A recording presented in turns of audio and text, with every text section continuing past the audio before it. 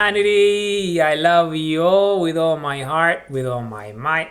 This is Joy. Yay. As you know, my videos are about love, infinity, creation, energy, because we're infinite love, infinite energy, infinite creation. This is exactly who we are. This is exactly who we are. We are the human race. We're an incredible species. So I'm doing a series on the freedoms of our Constitution, Earth's Constitution, the Republic of Planet Earth, who we are, the human race. And I've done so many today. I've done 1, 2, 3, 4, 5, 6, 7, 8, 9, 10, 11. So I'm going to do this one now, which is intellectual property freedoms. Okay, so what's intellectual property freedoms really? Is freedoms from intellectual property, right? And the freedom to essentially to property that's intellectual. So what that means is that, we're infinite eternal creators, right? This is who we are. This is our nature. Our human DNA is that. It is the most ancient DNA, right? With the epicenter of creation itself. So we've been around for an infinite number of cycles. So we have essentially, created and invented intellectual stuff, right, for a very long time. Today, in the last, few thousand years, we have created all the things that we have. But prior to our self-destruction, prior to the Ice Age, we created an incredible number of things. And all these things are in our DNA. So we just have to tap into that. And the way we do that is with the love of our hearts. So we open our eyes, open our minds, open our hearts, and stare at the sun. Open the portal and build the bridge, and we evolve. And what is the meaning of this? Well, loving with the love of our hearts. Loving with the love of our hearts, with the energy of creation itself, our heart, right? And when we love with the highest energy, we tap into our DNA structure. And then we have access to everything. And we see that in the way of memories, in the way of recalls, in the way of all these different things, right? So this is exactly who we are. We are this incredible organism. We're the human DNA. We're the most sophisticated, the most advanced species, because we are at the epicenter of creation. That's why we are at the epicenter of creation. So what's intellectual property freedoms then? So it's our freedom not to be bound to any intellectual property. So whatever we create with our minds, right? Whatever we create with our thoughts, with our ingenuity, with our creativity, with our invention, is property of everyone. Everyone has access to it. Why? Because we're the human race, and we're infinite eternal creators, meaning that we can create an infinite number of creations. So what is the meaning of this? Well, the meaning of this is that we're not bound to property rights. For example, in my case, I have written this book, right? Fantasies and Illusions, Compass, The Quest for Infinite Free Will. But I have given it to the world for free because this knowledge doesn't belong to me. I'm just the channel. I'm just the messenger, the medium, the media, right? I'm the message, the messenger, anything, right? But I shared it with you. And it's yours, it's everyone's, It's not mine, it doesn't belong to me, because it comes from our DNA, from our ability to create, from our ability to be imaginative, creative, right? So I was able to put all this information together, all this truth, all this wisdom, objective reality together. And once I put it out there, I created it, I manifested it. It doesn't belong to me anymore. It belongs to humanity, to the Republic of Planet Earth, to the citizenry of the Republic of Planet Earth, to the citizens of the Republic of Planet Earth, to the to everyone, to this is the Earth Constitution is our freedom. So, meaning everyone can have access to this information whenever they want to, because it belongs to all of us, right? Because we're free. You see, we're here to create. We're here to create. And all that we create must be accessible to everyone, because this is duality principles, is distributed networks, is who we are. Everything in creation is distributed and everything is decentralized. So our DNA structure is accessible to all humans just by being human, because we're all connected, right? We all one. So we are one species. So my information is accessible to everyone at once. And now that I have manifested it with my purposeful daily action, with my brain, with my love, with my actions, it belongs to humanity. It belongs to our DNA. It belongs to our species. It belongs to us, to the Republic of Planet Earth, to the citizenry of the Republic of Planet Earth, to the citizens of the Republic of Planet Earth, because of our Constitution. Because we're infinite. We have no need for, because we have economic freedoms, we have financial freedoms, we have issue of currency freedoms. We have all these freedoms that allow us to access anything that we want. And money eventually is going to become obsolete, just like banks have become obsolete, because we are the new banks. We are de facto banks, all of us. We create our own money. We don't need banks, intermediaries anymore, because these are obsolete. These are institutional freedoms, right? These are institutions stopping us from being free. So because we have institutional freedoms, none of these institutions, banks and stuff like that, they're obsolete. They cannot stop us from accessing trade, from accessing the economy, from accessing commerce, because this is against, it's illegal. Because of legal freedoms. Anything that stops our freedoms is illegal, because we're the Republic of Planet Earth. Exactly, because of that. Because we're the Republic of Planet Earth and we have a constitution. And we're infinite eternal creators. So once we create intellectually, right, with our brains, intellectual property, right? Intellectual property. What do? Well, it belongs to everybody. Because we don't need money, because we have infinite access to money, because we're banks now. And there will be a moment in which we will learn enough, through enough cycles, that even money won't be needed anymore, because it will be obsolete. But because we're transitioning, we have just decentralized the issue of currency into our individual budgets and wallets. So each person has the ability to just generate enough money to transact and go around and get the things that we need to, because of the system that we created to this day. But this is soon going to change. But this is a transition. As a transition, we needed a mechanism of decentralization so everyone can have enough to go around, because of global trade freedoms and all sorts of freedoms, right, that we have.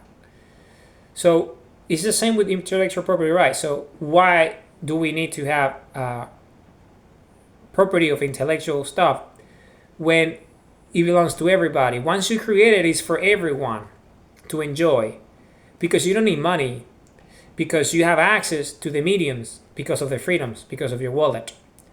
So you see, it's just you are creating with the love of your heart. You're creating because you want to create, because you love that, and then you share it. Like I did with this book. I wanted to write this book and all this information that I have put together, which is based on objective reality, with the world, so the world can learn and enjoy and evolve, like as I have, because I stare at the sun, because I have activated my DNA sequence and evolved into infinite eternal creation, who I am. Infinite energy, infinite love, which is not who I am, is who we all are, because we're the human DNA.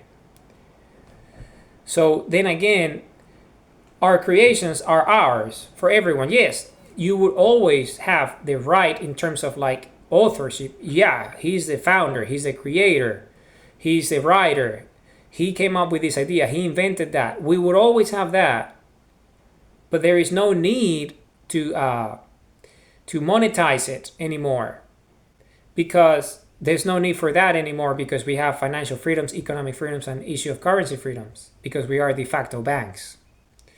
So our creations are created because of the love of our hearts, because we want to improve society, we want to make society more prosperous, richer, wealthier, more abundant, by producing, by creating, by making it better for everybody. And we do that with the love of our hearts, right? So this is exactly what intellectual property freedoms is. It's freedom from having to, have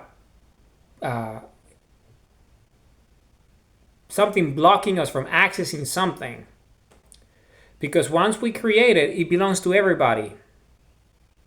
Particularly if it's something as important as an invention like, say, infinite energy, like space and vacuum freedoms and singularity freedoms, right? I have provided the blueprints of infinite energy to the world already, to the Republic of Planet Earth, for free. Because it belongs to all of us, because it came from our DNA, because we already built these an infinite number of cycles ago. The only reason why I was able to regain access to that information was because I tapped into our DNA, because I love. And love is the key that opens our DNA structure.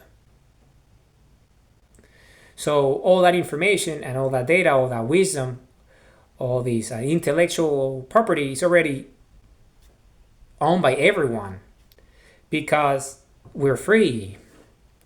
So the creator, the individual, is just there to create, to manifest, but then it's everyone's.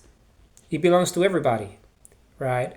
Because it's the knowledge of humanity, it's the wisdom of humanity, the heritage and legacy freedoms of humanity, of everyone. Everyone deserves to have access to all this intellectual information because of our ingenuity, because of our DNA, because of who we are.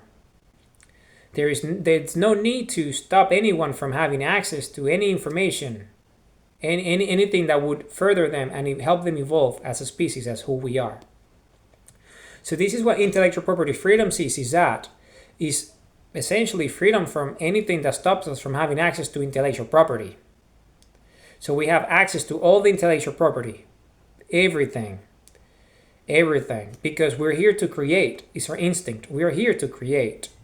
So because we're here to create, then that's our nature anyway. So we just create, right? So we keep on creating infinitely, because this is what we're here for, to create with the energy of a love, of a heart, right? Our DNA.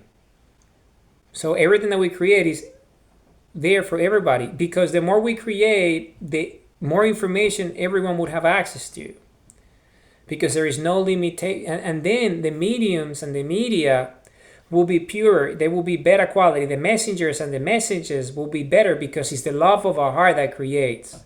Say, for example, a movie, right? So someone makes a movie, there will be no need to think of commercial terms for the movie to make it, say, profitable, because no one needs it anymore, because everyone has access to financial freedoms, economic freedoms, and issue of currency freedoms. So the movies will be of better quality, because the actors are there just because they love the art, because they love the medium, because they love the media, because they love the message, their messengers. They want to make a movie because they love acting. And everyone can access it directly, because everyone can afford it with their wallet. So everyone can, pay for it. If we still use money for, say, I don't know how long it would take to transition out of money. My guess it would be that it would be some time. But in the meantime, while we're transitioning out of money, this monetary system, we would have access to access anything, because, and then what does that mean? If you make a movie, right, because of the financial gains, say, then if that is still like the mindset that you have, and the industry still thinks like that, say, particularly in the first decade after the release of all our freedoms and the car and the wallet, then that means you will be making even more money. Why? Because everyone has access to money now, so everyone will be able to have the freedom to access any intellectual property, say a movie. So because they can access the movie, they have the wallet, so they can pay for it. They don't have to download it illegally or whatever and not pay you or whatever, or stream it illegally or whatever. They just have the wallet and they pay with it if that's what you want. If you want to be rewarded monetarily, you will, because we all have the money to do, because we all have a wallet. So you will make more money than otherwise you would, because no one has to illegally do anything, download it or anything or stream it, because they can afford to pay for it if that is what you want. If you're quite, if you don't want to relinquish, say, that because of the structures and the systems. But what means is that if there is a cost, right? Because there are costs to making movies, and that's why you need to have the system so you can be sustainable. Well, everyone has the money now, so you can cover the costs. You can pay everyone, and everyone that is acting it is out of love because they have money to do anything that they want anyway. So they don't really require, all these incentives, because the incentive is the creation. The incentive is the creation, is the art, is the creation. And if you're a studio or a production house or anything, say for example, that has costs because there is, all these services and all these industries and all these clusters around servicing the movie and the sets and everything. And well, each of these individuals will have a wallet, and you yourself would have a wallet that you can finance and fund these things. So you see, the system remains. The system remains stable because at the end, what's money, right? It's just an electronic transaction. It's signal, right? Electric signal. One wallet to another wallet, from a ledger to another ledger. So if we all have access to our ledger, to our wallet, then the value of money greatly depreciates, right? Into what? Just the medium of exchange if you really want to have the token, because you have to pay for things for as long as the transition happens. So even at that scale, like, very expensive productions, movies or whatever, is still sustainable because the money will be there, because in the end, people would have to have the money because the banks is the one giving you access to the money. But because you're the bank, then you decentralize the system, so you already have access to it by de facto. So we become more productive because now we can afford everything that we want, and we can create new things, and people will pay us for our creations if we want to be monetized by it. If we want to be rewarded financially, say. Right? And the system sustains itself because in the end, the system moves because of the transactions, right? Well, we all have the transactions capability because we're de facto bank, so the system will continue. And the productivity would increase because all these jobs that are there just to cover essential needs would disappear. Because we don't need those jobs. These are obsolete jobs that are only there because people need money. Right? Then again, freedom from institutions that stop us from having access to the basic needs that we need to, so we can cover a standard of living, right? So what is the meaning of these? Well, that those jobs that were there just so we can cover our needs disappear because we don't need them anymore, but the products are still there because we will be able to pay them with our own wallets anyway. So all these companies and all this stuff creating and producing, they will still get the money, right? The exchange, the token will get into accounts. So they can still produce and pay for the raw materials or whatever, right? So, and then those who are freeing up their time and energy can actually go and create things that they actually want to do with the love of their hearts that are more productive.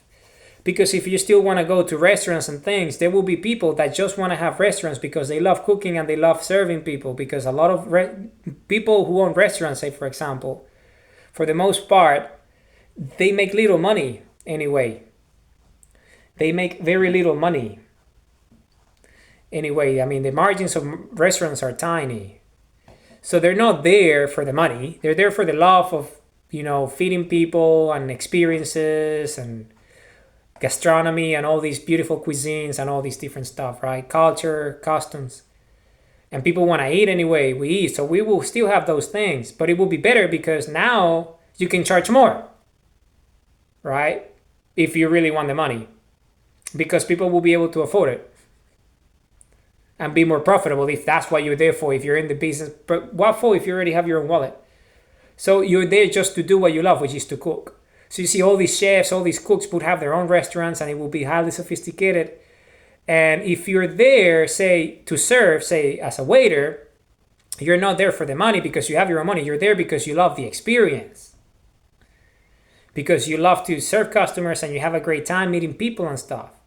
And if it's not, well, it's self-serve. You have the kitchen and everyone goes and, picks up their dish and orders from a counter or something.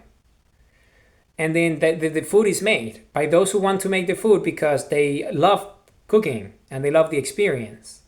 And they still getting rewarded. If you want the transaction, then the money still be there. If you cannot, find waiters, say, because everyone already has their basic needs, so they don't want to be waiting tables anymore. Waiting on tables or whatever, right? So this is very common sense. So then again, this intellectual property freedoms is that it's our ability to move away from this primitive system, all these institutional, systems that are holding us back, because there's no need for them anymore. Okay, humanity, I love you all with all my heart, with all my mind. So this is what intellectual property freedoms are. Our ability to freely access any intellectual property we want. And if we need to pay for it, well, we got a wallet, so we afford it. But the idea is to put it out there because then the quality of the medium would increase. The media, the messenger, the message will be better. Because people are not doing it for the money because they already have those needs covered. They have enough money to have a house, enough money to have methods of transportation. They have enough money to afford anything they want, clothing and all the things that we need money for, right? Travel or whatever. Consume, buy things, food, whatever. So what you do will be higher quality because what you do is a creation that you really want to do for humanity, for a market, for a group of people. Because, you're doing it for love, and which is the highest energy of creation anyway. And this is why you want to be doing things anyway. You want to be doing things out of love because you love to do them, not because you have to, because you need a job. And we already, in this system, the primitive system that we have, this obsolete system that we have, all these legacy systems that we have, we already having these notions of universal basic income anyway. It's a notion, that we already have. So, issue of currency freedoms, financial freedoms, and economic freedoms, it's a better solution than universal basic income. Because universal basic income was just like the seed of the idea, but there are better ways to do it, and that's by decentralizing banks. And everyone has their own wallet, and everyone has the ability to issue currency. And obviously, it's within reason. We're not just going to be issuing $1 billion and go and buy 5 Ferraris and 10 planes and a yacht and, 5 mansions and half the land of a country, right? Because it's not such a thing anymore. In the Republic of Planet Earth, countries are part of the lands of territories of planet Earth. All of us. So, you're going to have... You're going to see once you have access to things, then all these notions of, all these ambitions of monetary, being these ultra rich and billionaires and stuff like that, it dissipates because the reason why we have billionaires is because they monopolize value, right? But by the time that everyone has access to what they can afford, then there's two things. Either it commoditizes the product by democratizing it, so the value of it goes to what we call equilibrium, so they need to create new and keep on innovating, or they will become richer and more prosperous, even bigger billionaires, because everyone can afford their products now, so more people will buy them, right, if they're good quality products. So if you really want to be a billionaire in the new system, the Republic of Planet Earth, you probably will be even richer. You would have even more tokens in your wallet, right? If you want to count coins, is that what you want? To count coins and hear the clinking of coins, right? And you that, wanna be a billionaire, I'm all rich and all that and all powerful. You will be richer now because you have a bigger market. Your consumer base will be bigger because everyone can afford it. So your focus as an entrepreneur or billionaire will be to do what? A better product, because the market will be able to afford it. So you focus on the quality, which is most likely the reason why you became a billionaire in the first place, because you created value. So you keep on creating value, and because you have more money, then you can create more value, right? So by de facto, it's common sense. Billionaires will be even richer, but no one will be angry at you because you have something and I don't, because everyone will be able to have everything covered because we are de facto banks. But if you really want to be special and super rich, then you still can, because you create a product that the people want, and if you really want them to pay, they will be able to afford it, because people won't buy anything unless it's good and adds value. So the billionaires of the future, right, or trillionaires or whatever of the new economy, the new planet Earth, the Republic of Planet Earth, will actually be real entrepreneurs, real creators, people who create so much value that people are willing to pay, rather than creating monopolies and moats and things like that, and regulation and systems that just make them rich by de facto because it's a need in the market and they are the only one that provides it. So it's not parasitic. It's actually true value is thriving because they're creating something of real value that everyone wants, or a big group wants, billions of people or hundreds of millions of people or millions of people want, right? And they can charge any price they want because, as long as people find the value reasonable, they would afford it. Because the thing of having a wallet, right, is that because we have a treasury, it's not that everyone would have infinite access to money. No, there is a budget. We got budgets, right? We plan it. We're fiscally responsible. We non-inflationary practices. So we're just not going to be generating an infinite number of tokens, to go and, as I said, buy 10 planes and stuff and become a billionaire overnight just because you printed all the money, because that leads to inflation and is not what this is for. It creates problems. And those problems will be easier to mitigate anyway because of the abilities of the system. Because even if you generate, say, $1 billion, then you go spending on that money, you're going to create all these new $1 billion will be flowing into the economy anyway, and that money is going to move anyway. So it's going to be inflationary in the beginning, but it's not going to be permanently inflationary because we can print an infinite number of money because we're de facto banks. So we can keep up with inflation if that was the problem. So what used to be, say, $10 will now be $1 million, but we can all afford $1 million because we're all banks. So the value of money changes, right? Because the money, the currency doesn't get debased because it gets appreciated because we all have access to it. It's a commodity, it's an medium of exchange that we all have access to. So it's affordable, right? It's like air, it's everywhere. And we all breathe it, right? And we all alive. So the same with money. Think of money like air. Everyone would have it, so we can all breathe. Hey, we can buy things. So, but then again, you see, and what would do if we all have access to money, right? So what does that do? Well, what that does is that it creates a gigantic demand. Because everyone, if they don't have a house, they would want to buy a house, right? Immediately. If they don't have a car, they would want to buy a car, right? If they want to buy a ring for the wedding, they would want that ring, right? Because this is our nature, right? Right? I want those shoes. I never had them shoes. I want them shoes. I'm going to buy them. So what does that do? Right? It generates a huge demand, right, for products and services now. So the economy booms. It grows, expands to infinity because of exponential growth, because everything can be afforded now. Right? Everyone can buy a nice meal at a restaurant now. Anyone can buy a car now. Anyone can have a gold chain if they wanted to. Hey. Anyone can buy a house. So what does that do? Well, it creates new market demands because it pushes the economy to evolve into the new demands of the system because of the velocity of money, because things will go out of stock really quickly, right? So what does that do? Supply chains, right? So the manufacturers are getting more money. So they need to create more. So they become richer. If that's what they want to be, right? Rich. So then again, it benefits everybody because it expands the pie. It makes the pie bigger for everybody. So You see, that's why intellectual property freedoms is that, is that notion of that.